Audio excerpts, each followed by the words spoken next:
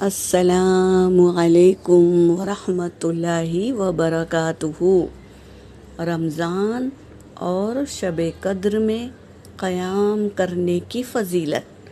حدیث پاک کا مفہوم ہے، رسول صلی اللہ علیہ وسلم نے فرمایا، جس نے رمضان کا قیام ایمان کی حالت میں اور اجر طلب کرتے ہوئے کیا، جو کوئی شب قدر میں ایمان کے ساتھ اور حصول ثواب کی نیت سے عبادت میں کھڑا ہو، اس کے تمام اگلے گناہ بخش دیے جاتے ہیں۔